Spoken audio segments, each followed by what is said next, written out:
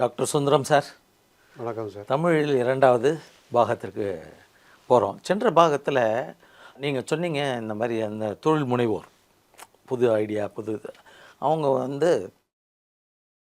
Plan, ஒரு 3 years plan, 5 years plan, என்ன லெவலில் ஆரம்பிக்கிறேன், என்ன லெவலுக்கு போவேன் அப்படிங்கிற மாதிரிலாம் போட்டு கொடுத்தா பேங்க்லேருந்து ஃபண்ட் பண்ணுவாங்கன்னு சொல்லி என் அனுபவத்தில் பார்க்குறச்ச என்ன தெரியுதுன்னாக்கா, அந்த ஆம்பிஷன் ஃபஸ்ட்டு கொஞ்சம் இளமையாக இருக்கச்சே தான் இருக்கும்.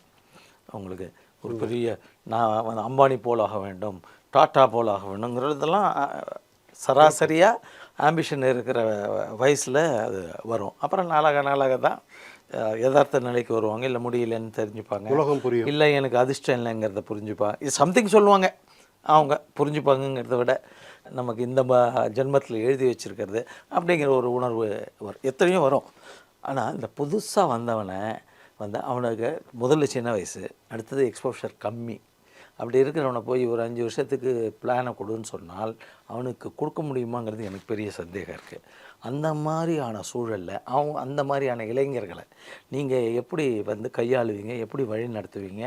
அவங்களுக்கு பேங்க்கில் அணுகுமுறை நீங்கள் சொல்லித் தருவீங்களா, இல்லை அவங்கள அழைச்சிட்டு போயே அந்த பேங்க் மேனேஜர்ஸோட பேசி கன்வின்ஸ் பண்ணுவீங்களா கூட இருந்து? ஏன்னா பேங்க் மேனேஜர் என்ன சொன்னாலும், ஒரு பேங்க் மேனேஜருக்கு ஒரு பர்டிகுலர் ஏஜில் தான் பேங்க் மேனேஜர், 22 வயசில் பேங்க் மேனேஜர் ஆக முடியாது, 40 இயர்ஸ் வந்திருப்பாங்க.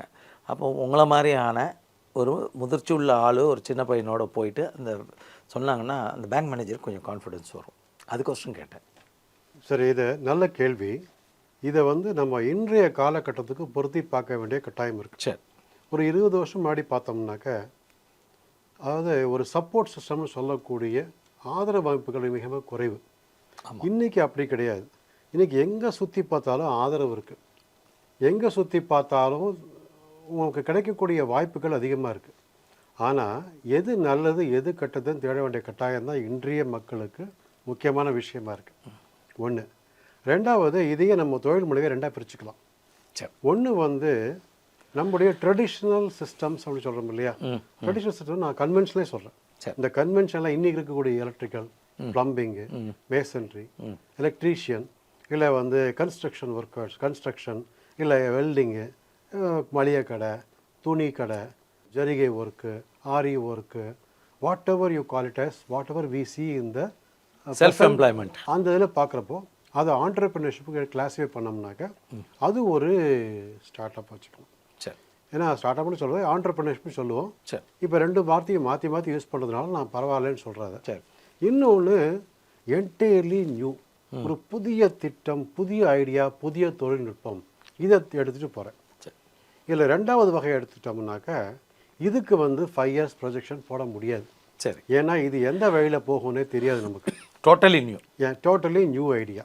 எனக்கு எந்த ஐடியானே தெரியாது, நான் ஏதோ வச்சுருக்கேன், இதை அடுத்த லெவலுக்கு கொண்டு போகணும், இது நடக்குமா நடக்காதா அப்படிங்கிற விஷயம் இருக்குது. இப்போ 2 நாள் முன்னாடி ஒரு சின்ன இன்ஃபர்மேஷன் கூகுளில் எவ்வளோ ப்ராடக்ட் சக்ஸஸ்ஃபுல்லாச்சு, எவ்வளோ ஷெல்ஃபுக்குள்ளே போச்சு வந்தது. எல்லா கார்பரேட்லேயுமே 10 ப்ராடக்ட் வெளில வந்தால் 100 ப்ராடக்ட் உள்ள ஷெல்ஃபில் உட்காந்துருக்கும். ஏன்னா எல்லாருக்குமே தெரிஞ்ச விஷயம் தான், அது புதுசு கிடையாது. அவங்களுக்கு பலம் இருக்குது, அவங்களால அதை தூக்கி ஷெல்ஃபில் வச்சிட முடியுது. இவன் புதுசாக ஆரம்பிக்கிறவனுக்கு அது ஒன்று தான் தொழில், அதை வச்சு தான் ஓட்டியாக கட்டாயம் பலம் கிடைக்காது. ஏன்னா பணமும் நிலைப்படுத்தக்கூடிய சக்தி அவனுக்கு கம்மி தான். அவன் தான் ஓடணும், அவன் தான் கேட்கணும், எல்லாமே அவன் தான் செஞ்சாகணும். அப்படிங்கிற பட்சத்தில் இது ஒரு வித்தியாசமான ஒரு அணுகுமுறையாக இருக்குது. இந்த 2வது முறையில் பேசுகிறப்போ என்னன்னாக்கா, இதுக்கு என்ன பண்ணுவோம்னாக்கா டிசைன் திங்கிங்னு சொல்லுவோம். அதாவது வடிவமைப்பு சிந்தனை அப்படின்னு சொல்லுவோம். இந்த டிசைன் திங்கிங்கில் ஒரு 6 காம்போனன்ட் சொல்லலாம். அதை ரொம்ப சிம்பிளாக சொன்னால் அக்ரானமிஸ் EDIPT அப்படின்னு சொல்லுவோம். EDIPT. அது என்னன்னாக்கா எம்பத்தைஸ். எம்பத்தைஸ்னா ஒன்றும் இல்லை, சிம்பத்தைஸுக்கு கொஞ்சம் கிட்டக்க எம்பத்தைஸ். சரி, ஒருத்தரை பாட்டு பரிதாபப்படுறதுக்கு பதிலாக நம்ம அவனுடைய ஷூவில் நம்மளை போட்டுக்கிறது. சரி, put our self into their shoes. ஒரு பிரச்சனை சந்தித்து மக்கள் இருக்காங்கனாக்கா அவங்களுடைய ஷூல் நம்ம போட்டுக்கிட்டு என்ன பிரச்சனை இது அப்படின்னு யோசிக்கிறது முதல்ல எம்பத்தைஸ். நிஜமாவே கஷ்டப்படுறாங்களா, சரி, ஒரு மாறுதல் தேவைப்படுதா, நம்ம ஒரு புதிய சிந்தனையை உருவாக்க வேண்டிய கட்டாயத்தை இருக்கோமா, அதுக்கு அவங்களுக்கு கொடுக்கணுமா, இதுதான் ப்ராப்ளமா அப்படின்னு தெரிஞ்சுக்கிறது. சரி. அடுத்தது டிங்கிறது டிஃபைன். அது என்ன பிரச்சனை நிஜமாவே, அந்த பிரச்சனை அதுக்கு சொல்யூஷன் தீர்வு கொண்டு வர வேண்டிய கட்டாயம் இருக்கா, இதை செஞ்சால் மக்களுக்கு உபயோகமாக இருக்குமா, மக்கள் நிஜமாகவே வந்து இதை வச்சு பயன்பெற்று மிகப்பெரிய மாறுதலை உருவாக்க முடியுமா நம்மளால், அது டெஃபினேஷன். ஏன்னா இது நிச்சயமாக இந்த ப்ராப்ளம் இருக்குது. இதுக்கு வந்து மக்கள் இவ்வளோ கஷ்டப்படுறாங்க, இதுக்கு சொல்யூஷன், இந்த கட்டத்திலே சொல்யூஷன் பண்ணி ஆகணும். பண்ணாக்க மிகப்பெரிய மாறுதல் கிடைக்கும் அப்படிங்கிறது. அடுத்தது தேர்டு பார்த்தீங்கன்னா ஐடியேட், மூணாவது ஐடியா வருது. அதுக்கப்புறம் இது எப்படி செஞ்சால் நல்லா செய்யலாம், எனக்கு ஒரு இது கிடைக்குது, ஒரு மேக் த ஐடியா ஒர்க். எனக்கு ஐடியா என்ன ஐடியா இருக்குது, என்ன அதில் வந்து பல ஐடியாக்கள் வரலாம். இப்போ எங்கள் சேர்மன் சொல்லுவார், there are 100 ways to skin a cat அப்படிம்பாரு. அந்த மாதிரி ஒரு சேர்மன் யார்? நான் முருகப்பா இருந்தப்போ என்னுடைய chairman MP Murugappan, is no more. அவர் என்னை வந்து எம்பி சுப்பையா அவர்களுடைய அண்ணன் அவர். என்ன அவர் சொல்கிறது அதான், எப்போ சொன்னாலும் சொல்லுவார். அதனால் வந்து ஒரு ப்ராப்ளத்துக்கு பல சொல்யூஷன் இருக்கலாம். அப்போ சொல்யூஷனில் லிஸ்ட் பண்ணுங்கள் ஃபுல்லாக. நீங்கள் எந்தெந்த சொல்யூஷன்ஸ் நல்லா வருது பாருங்கள். Ideate, empathise, define, ideate. அடுத்தது வந்து ப்ரோட்டோடைப். அந்த ஐடியேட் ஏரியா இருக்கு, அங்கே தான் அதிகமாக டைமை செலவு பண்ணணும். செலவு பண்ணி இங்கே ஒரு 10 ஐடியா இருக்குது, இல்லை 100 இருக்குது, 100 10 ஆக்கி, 10 2 3 ஆக்கி, அந்த 3ல் எது பெஸ்ட்டாக இருக்கோ அதை அடுத்தது கொண்டு போகிறோம். ப்ரோட்டோடைப் அப்படின்னு சொல்கிறோம். நான் ஒரு சிந்தனை வந்துருச்சு, அந்த சிந்தனையை வந்து ஒரு வடிவமைப்பிக்கிறேன். ப்ரோட்டோடைப் வடிவமைச்சு அதை டெஸ்ட் பண்ணுறேன். டெஸ்ட்டு நல்லா வந்துருச்சுனாக்க இம்ப்ளிமெண்டேஷனுக்கு போயிடுவேன். சரி, டெஸ்ட்டு சரியாக வரலைனாக்க எகெயின் மறுபடியும் போர்டு ரூமுக்கு போ, மறுபடியும் பழைய கதைக்கு போ, முதலேருந்து வா, ரீஒர்க் பண்ணுங்கள். அந்த சைக்கிள் போயிட்டே இருக்கும். சரி, இதுதான் வந்து ஒரு மிகப்பெரிய ஒரு பாக்ஸ் அப்படின்னு சொல்லலாம், இல்லை ஒரு சர்க்கிள்னு சொல்லலாம். சரி, இதுலேருந்து வெளியே போயிட்டாருன்னா அவர் சக்ஸஸ்ஃபுல் பர்சன் ஆயிடுறாரு. இந்த பாக்ஸ் சர்க்கிளை கரெக்டாக முடித்தவங்க ஆமாம் அடுத்ததுக்கு ட்ரான்சாக்ஷன் போயிடுவாங்க, கவலையே இல்லை. ஏன்னா அங்கே தான் வந்து அவனுடைய டெஸ்டிங் கிரவுண்டே இதுதான். என்னுடைய எண்ணமும் மக்களுடைய தேவையும் ஒன்றாயிடுச்சு. நம்ம இதில் சொல்லுவாங்க மோஸ்ட்லி வந்து ஒரு கார்ப்பரேட் வேர்ல்டில் இந்த ஸ்டார்ட் அப்பில் என்ன சொல்லுவாங்கனாக்கா, ஒரு சின்ன எக்ஸாம்பிள் சொல்லுவாங்க, கொரில்லா கிளாஸ் அப்படிம்பாங்க. நம்முடைய மொபைல் ஃபோனுக்கு மேலே கிளாஸ் இருக்கு இல்லையா, இந்த மொபைல் ஃபோன் அன்பிரேக்கபிள் கிளாஸ் அப்படிம்பாங்க. அந்த கிளாஸ் வந்து அந்த காலத்தில் கார்னிங் கம்பெனி வந்து பண்ணுறப்போ 50s அவங்களுக்கு வந்து 50s எப்படி பண்ணுறது, ஏதோ ஒரு சயின்டிஸ்ட் என்ன பண்ணுறாரு, 2 மிக்சரை உள்ளே போட்டு, ஒரு டெக்னிக்கலாக உள்ளே போக வேண்டாம், 2 மிக்சரை உள்ளே போட்டு, கிளாஸ் தானே அதை வந்து உருக்கணும். சரி, அதை உருக்குறப்போ சிலிக்கேட்டை உள்ளே போட்டு பொட்டாசியம் மேலே போட்டு உருக்குறப்போ ஒரு மாதிரி வருது அவருக்கு. எங்கேயோ டீ குடிக்க போயிடுறாரு, கொஞ்ச நேரம் கழிச்சு பார்த்தா அந்த கிளாஸ் வந்து எடுத்து பார்க்குறாரு, ரொம்ப கெட்டியாகிடுது, கீழே போகிறாரு, உடையில என்ன பண்ணுறதுன்னு தெரியல. அன்பிரேக்கபிள் கிளாஸ் அப்படி தான் கண்டுபிடிச்சாங்க. எங்கேயோ தூக்கி மூலில் வச்சுட்டாங்க, இது எங்கே பண்ணுறதுன்னு தெரியலன்ட்டு. அப்புறம் பல வருடங்கள் கழித்து தான் அதனுடைய உபயோகம், 20 வருஷம் கழித்து அதோடைய உபயோகம் வருது. எங்கே யூஸ் பண்ண முடியும், கிளாஸ் யூஸ் பண்ண முடியும், நம்ம டெம்பர்ட் கிளாஸ் யூஸ் பண்ணலாமா, இல்லை வேற எங்கேயோ யூஸ் பண்ணலாமா அப்படி அதில் ஒரு உபயோகம் பார்த்தீங்கன்னா தான் நம்முடைய ஐஃபோன் வந்து என்ன பண்ணுறாங்க, அவங்க எங்களுக்கு ஃபோன் தயார் பண்ணிட்டோம், கீழே வந்தால் உடச்சி போகுது, ரொம்ப வெயிட்டாக கொஞ்சம் நல்லாவே இருந்துச்சு அப்போல்லாம். சரி, இப்போ தானே ஸ்லீக் மாடலாக வந்துருச்சு. அப்போ வர்றப்போ எங்களுக்கு வந்து கீழே போட்டால் இந்த மொபைல் ஃபோனோட கிளாஸ் உடையக்கூடாது, ஏன்னா அங்கே தான் லிக்விட் கிறிஸ்டல் டிஸ்பிளே இருக்குது எங்களுக்கு. அந்த டிஸ்பிளே போச்சுன்னாக்கா மொபைலே காலி, அதுக்கு ஏதாவது ஐடியா பண்ணுங்கிறப்போ அவங்களும் போய் கேட்குறாங்க. அந்த மாதிரி பல பேர் கேட்குறப்போ அவங்களும் கேட்குறப்போ அதுக்கு ஒரு புதிய வடிவம் கிடைக்குது. அந்த மாதிரி வந்து எந்த விஷயத்தையுமே நம்ம எப்படி எப்போ கண்டுபிடிச்சது இப்போ யூஸ் ஆகுது, அதுதான் உண்மை. ஸோ இந்த கார்னிங்கிற கம்பெனி வந்து எந்த நாட்டை சேர்ந்தது சார்? யூஎஸ். ஓகே, எனக்கு கரெக்டாக இது பண்ண முடியல, பட் இருக்கலாம். அந்த மாதிரி வந்து பல ப்ராடக்ட்ஸ் வந்து இன்றைக்கி தேவையில்லாமல் இருக்கலாம், நம்முடைய ஐடியா இன்றைக்கி தேவையில்லாமல் இருக்கலாம், நாளைக்கு அது தேவையாக இருக்கலாம். அதுவும் ஒரு முக்கியமான விஷயம். அப்போ பல ஐடியாக்களை எந்த ஐடியா நமக்கு ஒர்க் ஆகுதுன்னு பார்த்துட்டு அதை தான் அவர் வந்து என்ன பண்ணுறாரு, ப்ரோட்டோடைப் பண்ணி டெஸ்ட் பண்ணுறாரு. டெஸ்ட்டு சக்ஸஸ் ஆகிடுச்சுனாக்கா இம்ப்ளிமெண்டேஷனில் ஸ்கேலிங் அப்லாம் போகும். அதுக்கப்புறம் தான் அவருக்கு வந்து ப்ரொஜெக்ஷன் பற்றியெல்லாம் பேச முடியும். ஆனால் இந்த ஃபஸ்ட்டு கேட்டகரி சொன்னோம் இல்லையா, அதாவது நம்முடைய பிளம்பர், எலக்ட்ரீஷியன், இதெல்லாம் வந்து தெரிஞ்ச விஷயங்கள். நான் ஒரு பில்டிங் கட்ட போகிறேன்னாக்கா எல்லாருக்குமே எவ்வளோ செலவாகும்னு தெரியும். நான் ஒரு செங்கல் தயாரிக்க போனால் எவ்வளோ செலவாகும்னு தெரியும் எனக்கு. நான் ஒரு வீட்டுக்கு ப்ளம்பிங் பண்ண போகிறேன்னா எவ்வளோ ஆகும்னு தெரியும். அப்போ நான் என்ன பண்ணுறேன்னா எனக்கு எவ்வளோ கிளைண்ட்ஸை ஒரு வருஷம் நான் அக்வயர் பண்ண முடியும், அதுக்கு என்னென்ன தேவைகள் இருக்கும். இல்லை ஒரு எடுத்துக்காட்ட சிம்பிளாக வச்சுப்போமே, ஒரு மெஷினை வச்சு நான் ஒரு பொருள் தயார் பண்ணுறேன், சிஎன்சி மெஷின் சொல்லுவேன், லேத்து. எத்தனை லேத்து போட்டால் எவ்வளோ ஆர்டர் கிடைக்கும், எங்கே இந்த ஆர்டர் வாங்குவேன், ஆர்டர் வந்தால் ஒரு நாளைக்கு எவ்வளோ பீஸ் தயார் பண்ண முடியும், அந்த பீஸை வந்து யார் எனக்கு ஆர்டர் கொடுத்து வாங்கிப்பாங்க, ஏன்னா அதை தயார் பண்ணுறதுக்கு எவ்வளோ ஒர்க்கர்ஸ் தேவைப்படுவாங்க, ஓகே, இந்த ஒர்க்கர்ஸுக்கு நான் எவ்வளோ சம்பளம் தரணும், எல்லாமே தெரிஞ்ச விஷயங்கள். ஏன்னா மார்க்கெட்டில் யாராவது பண்ணிட்டு இருப்பார், ஆல்ரெடி அப்படியே பார்த்து அதில் கொஞ்சம் ஏற்ற இறக்கி, ஏன்னா உங்களுக்கு ஏற்ற மாதிரி மாற்றணும். மாடிஃபை. ஒசூரில் பண்ணுறது சென்னையில் நடக்காது, சென்னையில் நடக்குது சேலத்தில் நடக்காது, கன்னியாகுமரி நடக்காது. அப்போ அதுக்கேற்ற மாதிரி கஸ்டமைஸ் பண்ணி அந்த ப்ராடக்ட் டெவலப் ஆகி ஒரு ப்ராஜெக்ட் ரெடி பண்ணுறப்போ நீங்கள் ப்ரொஜெக்ஷன் போட்டுற முடியும். இப்போ எங்கே திறமை வருதுன்னாக்க, அவர் வந்து டெக்னிக்கலாக திங்க் பண்ண வேண்டிய அவசியம் கிடையாது, டெக்னிக்கலாக ஆல்ரெடி ரெடியாக இருக்குது. சரி, இதை எப்படி திறமையாக ஒரு தொழிலை செய்கிறாருங்கிறத பொறுத்து தான் அங்கே அப்போ வந்து ப்ரொஜெக்ஷன் போட முடியும். நம்ம ஆளுங்க என்ன பண்ணுறாங்கனாக்க, நான் ஒரு டெசிஷன் பண்ணணும்னு முடிவு பண்ணிட்டேன்னாக்க, எனக்கு நேராக பேங்க்கில் போக வேண்டியது, சார் நான் தொழில் பண்ணணும், எனக்கு பைசா கொடுங்க. அவர் மேனேஜர் என்ன பண்ணுவார், சார் எல்லாம் ரொம்ப ஆசை இருக்குது சார், சார் சொல்கிறோம், உங்களுக்கு நல்ல ஆசை இருக்குது சார் உங்களுக்கு, ஆனால் வந்து நீங்கள் எப்படி சார் பணம் கட்டுவீங்க, உங்கள் வீட்டில் உங்கள் அப்பாவுக்கு பணம் இருக்கா, அம்மாட்ட பணம் இருக்கா, சொத்து இருக்கா, எல்லாம் பார்ப்பார். பணம் கொடுத்தா அதுக்கு பாதுகாப்பு இல்லைன்னு அவர் சிந்தனை கேட்பார். ஆனால் அதே நீங்கள் வந்து இதெல்லாம் பேசிட்டு, சார் எனக்கு சொத்து இருக்குது இல்லைங்கிறது ஒரு பக்கம், ஆனால் எனக்கு திறமை இருக்குது, அது செய்ய முடிகிறப்போ சில மேனேஜர் யோசிப்பாங்க. அது கவர்மெண்ட்டோட ரெகுலேஷன் மீது தான் பண்ண முடியாது, ஆனாலும் வந்து அவங்க யோசிப்பாங்க, கொடுத்தா அவன் வந்து ஆர்வமாக இருக்காங்க, அவருக்கு தொழில்நுட்ப திறமை இருக்குது, ஒரு பிஸ்னஸ் நடத்தக்கூடிய திறமை இருக்குது.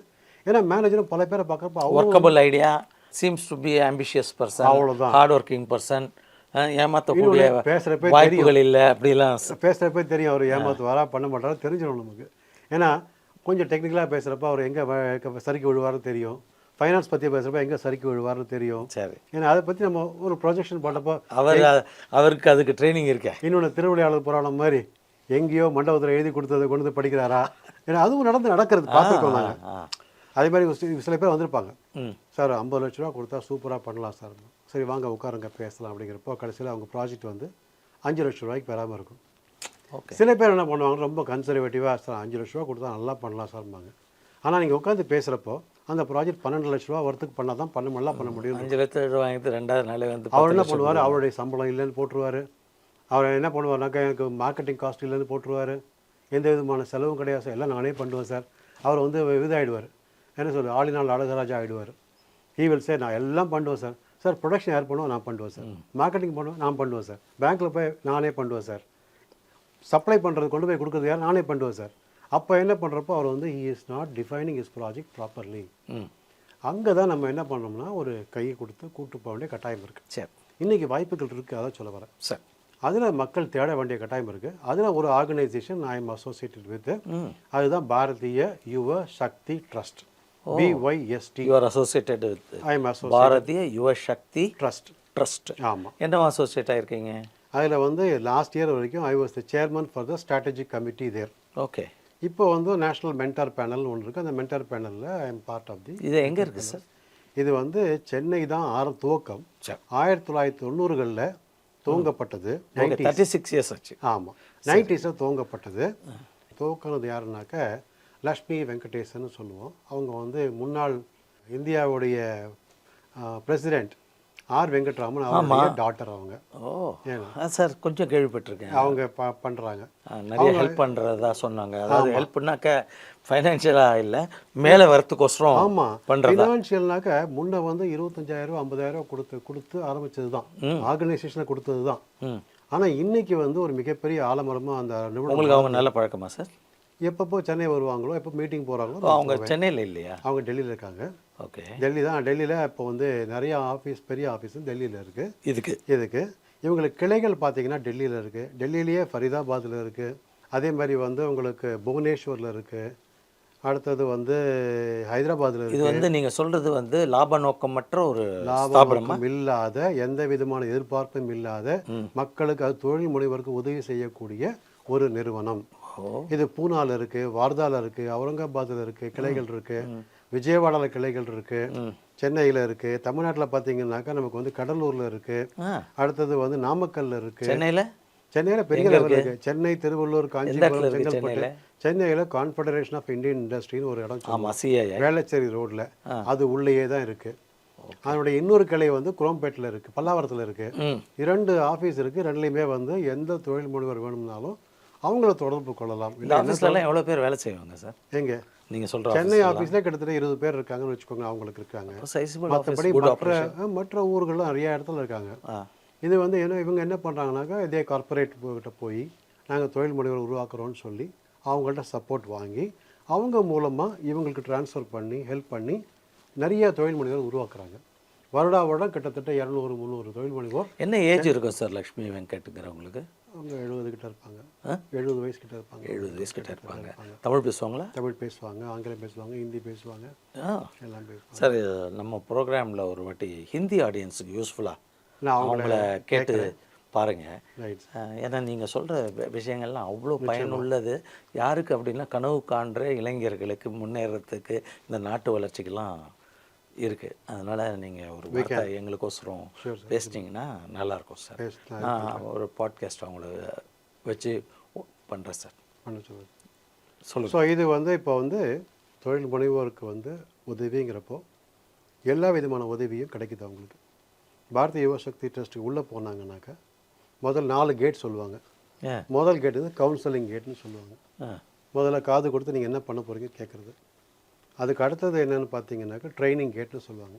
காது கொடுத்து கேட்டு அது சரியாக இல்லைன்னாக்கா நீங்கள் போய் திரும்பி யோசிச்சுட்டு வாங்கன்னு சொல்கிறது. திரும்பி வந்த பிறகு ஒரு ட்ரைனிங் கேட் இருக்குது.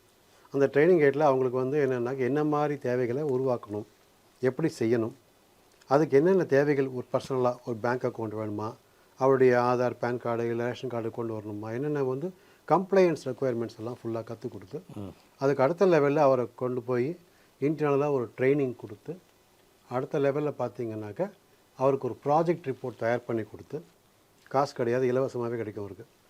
ஏன்னா ப்ராஜெக்ட் ரிப்போர்ட்டும் பண்ணி அந்த ப்ராஜெக்ட் ரிப்போர்ட்டை எந்த பேங்க்கில் கொடுத்தா அவருக்கு கிடைக்கும்னு சொல்லி கொடுத்து அந்த பேங்க்குக்கு கூட்டு போகிறதுக்கு முன்னாடி ஹேண்ட் ஹோல்டிங் சார். ஆமாம், அதுக்கு முன்னாடி வந்து ஐஇஎஸ்பின்னு சொல்லுவோம்.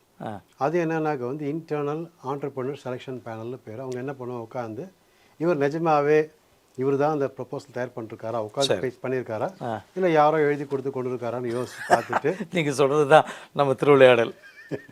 இல்லை, இது ரொம்ப அவசியம். இன்றைக்கி அவருக்கு மாதிரி திறமையை யோசிக்கிற மாதிரியே கேட்டுட்டு அதுக்கப்புறம் பிஎஸ்பி பேங்க் ஆண்டர்பிரினர்ஷிப் செலெக்ஷன் பேனல்னு சொல்லுவோம். பேங்க்கில் கூப்பிட்டு போய் அவருக்கு எல்லா பேங்க்கில் பேசி வாங்கி கொடுப்பாங்க. இதில் வந்து நிறுவனத்தோட மிகப்பெரிய ஒரு சக்ஸஸ்ன்னு பார்த்தீங்கன்னாக்கா என்பிஏங்கிறது ரொம்ப ரொம்ப முழுமே கிடையாது. நீங்கள் சொல்கிற பாரத் ஆமாம் சக்ஸஸ் இவங்க ரெக்கமெண்ட் பண்ணதப்போ 99% வந்து திருப்பி கட்டியிருக்காங்க எல்லா பணத்தை. அப்போ அவங்களுக்கு என்ன, இவங்க ஒரு வார்த்தை சொன்னால் நல்லா அவங்களே பர்சனல் ஆடிட் எல்லாம் முடிச்சு தான் அந்த ஸ்தாபனம் ரெக்கமெண்ட் பண்ணுங்கிற நம்பிக்கையை பேங்கிங் செக்டரில் உருவாக்கணும். அவ்வளோதான் விஷயம்.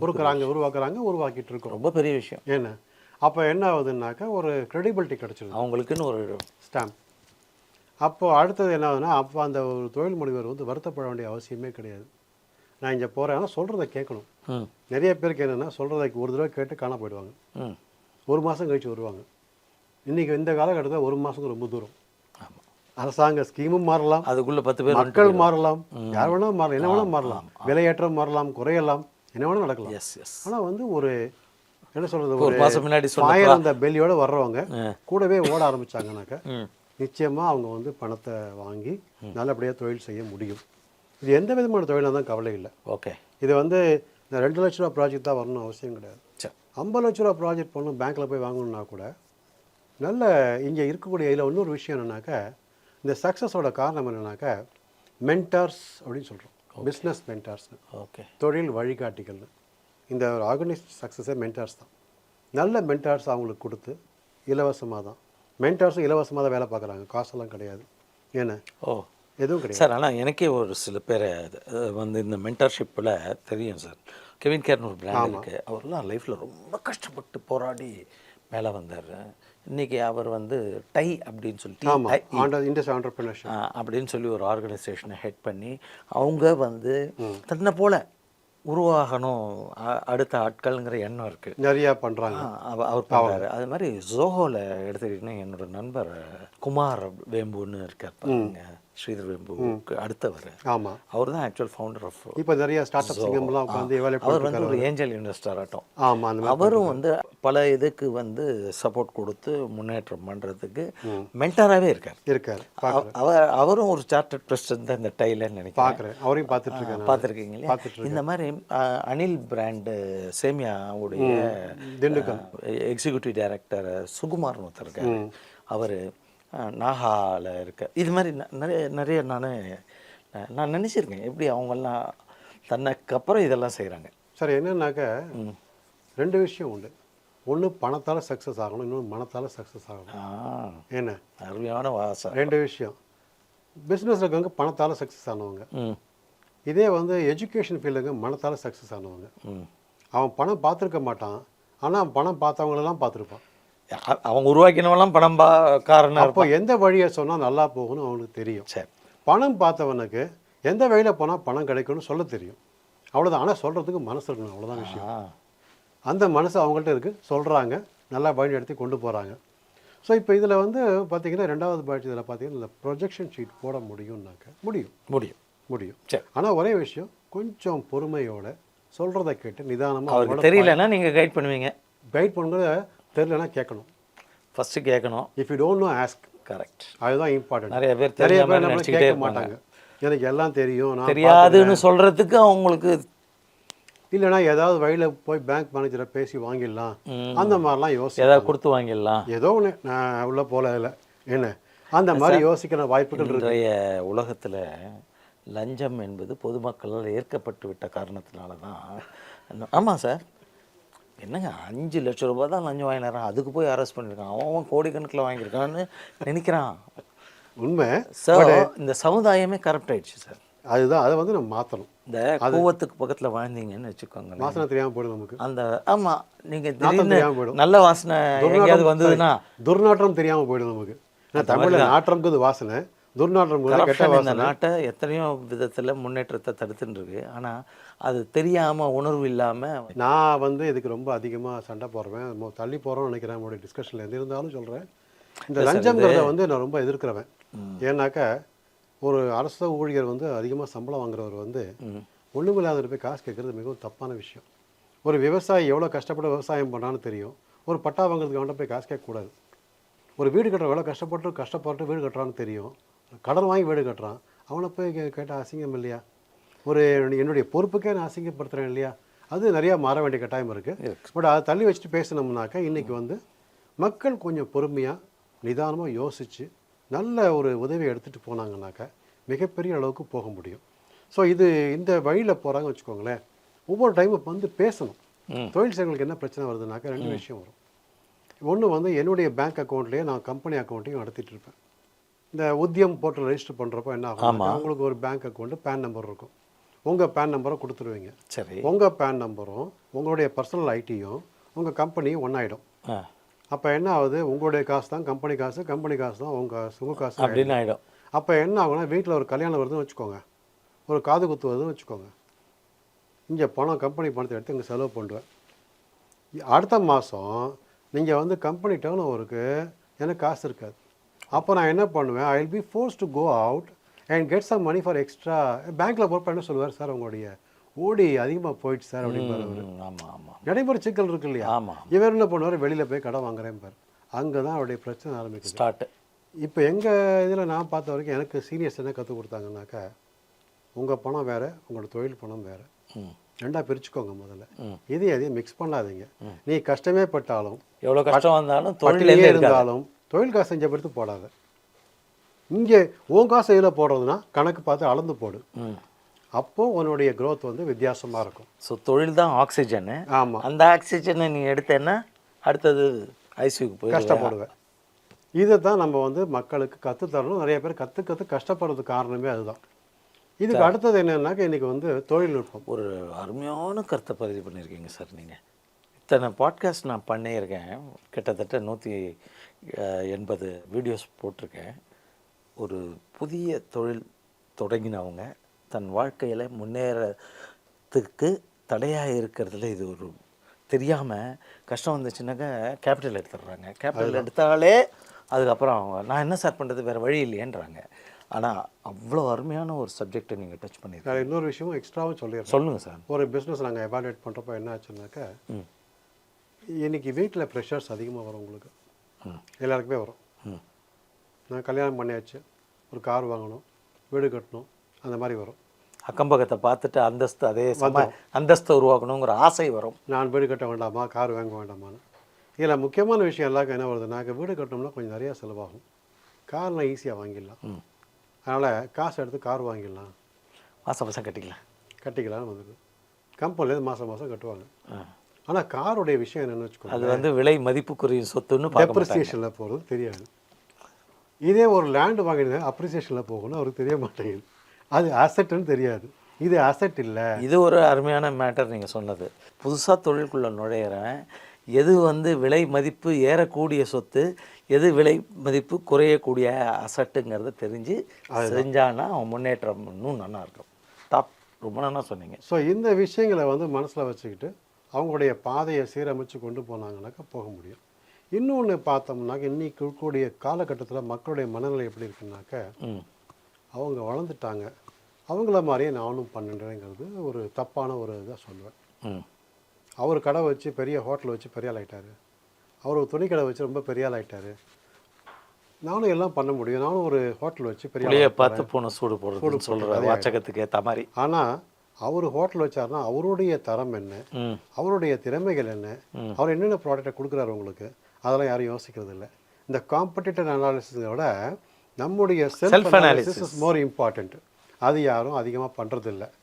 ஸோ இதையும் நம்ம வந்து பண்ணுறதில்லைன்னு சொல்கிறத விட, நீ தொடர்ந்து முன்னேற்றத்தில் இருக்கணும்னா இதெல்லாம் நீ பண்ணி ஆகணும் அப்படின்னு நீங்கள் பதிவு செய்யுங்க சார். நிச்சயமாக அதுதான் தேவையாக இருக்குது. நீங்கள் மக்களுக்கு எல்லாருக்குமே முக்கியமான தேவை வந்து இன்ட்ராஸ்பெக்ஷன் சொல்கிறோம் இல்லையா, சுய பரிசோதனை, அதுதான் முக்கியமான விஷயம். அது இருந்து ஒவ்வொரு டைமும் பண்ணோம்னாக்கா எல்லோரும் முன்னேற முடியும், கஷ்டமே கிடையாது சார். ரொம்ப அருமையான கருத்துக்களை இந்த எபிசோடில் நீங்கள் பதிவு செஞ்சுருக்கீங்க, மிக்க மகிழ்ச்சி. என்னுடைய சேனலை பார்க்குற பலர் வந்து தன் வாழ்க்கையில் நல்லா முன்னேறணும் துடிக்கிறவங்க இருக்காங்க. ஏன்னா வணிக சமுதாயம், வணிகத்துக்கு வரதே வந்து வேலை கிடைக்காதவங்க வணிகத்துக்கு வராங்கங்கிற காலம் போயிடுச்சு. வந்து இன்றைக்கி வணிகத்துக்கு வரதே சம்பளக்காரன் நாட்டும் நம்ம சிக்கனமாக வாழாமல் சம்பாதிச்சு நல்லா வாழணும்னு எண்ணம் உள்ளவங்க தான் வராங்க. அந்த பாதையில் சில தவறுகள்லாம் நடந்து அவங்க கஷ்டத்துக்கு உட்பட்டு போகிறாங்க. எல்லாமே அனுபவம் தானே, வாழ்க்கை பாடம். வந்து முன்னோர்களால் உருவாக்கப்பட்ட தொழிலாக இருந்தால் சிஸ்டம்லாம் தானாக செட் ஆகிருக்கும். ஆனால் ஃபஸ்ட் ஜென்ரேஷன் பிஸ்னஸ்மேன் நீங்கள் சொன்ன அத்தனை தவறுகளையும் செஞ்சுட்டு வாழ்க்கை முழுக்க சங்கடத்தில் முன்னேற்றத்தை வந்து அவன் பார்க்கும்பொழுது வயசாகிடுது. வந்து அது இருக்குது. அதனால் சிறந்த பதிவை நீங்கள் பண்ணியிருக்கீங்க. மேலும் மேலும் பல நல்ல நிகழ்வுகளை உங்களோட இந்த எஃப்எம்சிஜி டிவி வந்து செய்யணும் அப்படிங்கிறது எங்களுடைய விருப்பம். நீங்கள் அதுக்குரிய நேரத்தை உருவாக்கி கொடுத்து உங்கள் நோக்கம் என்னவோ. இப்போ பாருங்கள், என்னுடைய நேயர்களுக்கு நான் சொல்ல விரும்புகிறதெல்லாம், சார் வந்து சுதேசி ஜார்க்கண்ட் மஞ்ச் அப்படிங்கிறதுடைய நார்த் தமிழ்நாடு கோஆர்டினேட்டர் அப்படிங்கிற ஒரு நல்ல இம்பார்ட்டண்ட் போஸ்ட்டில் இருக்கார். அவரெல்லாம் வந்து வாழ்க்கையில் நல்ல முன்னேறி நல்லா வந்தவர். அதனால் பலர் முன்னேறணுங்கிற எண்ணம் இருந்து அதை ட்ரைவ் பண்ணிக்கிட்டு இருக்கார். இந்த 17 மாவட்டங்களில் ட்ரைவ் பண்ணுறாரு. இந்த மாதிரி நல்லது செய்கிறவங்களுக்கு நல்ல உள்ளம் கொண்ட பல நல்லவர்கள் தேவைப்படுறாங்க. அதனால் உங்களுக்கும் ஒருவேளை அவருக்கூட இணைந்து நீங்கள் வந்து சேவை செய்து இந்த சமுதாயத்தில் இருக்கும் இளைஞர்களை முன்னேற்ற வேண்டும் என்ற எண்ணம் வருமாயின் இந்த வீடியோவில் பாருங்கள், அவரோட நம்பர் இருக்குது. அவரை வந்து வாட்ஸ்அப் மூலமாக தொடர்பு கொள்ளுங்க. கால் பண்ண வேண்டாம், வாட்ஸ்அப் மூலமாக தொடர்பு கொள்ளுங்க. உங்களை அறிமுகப்படுத்திக்கோங்க. அவர் உங்களை தேவையென்ற போது தொடர்பு கொள்வார் என்று சொல்லி அவருக்கு பெரிய நன்றியையும் வணக்கத்தையும் எஃப்எம்சிஜி டிவி பதிவு செய்து விடைபெறுகிறேன். வாய்ப்புக்கு நன்றி சார்.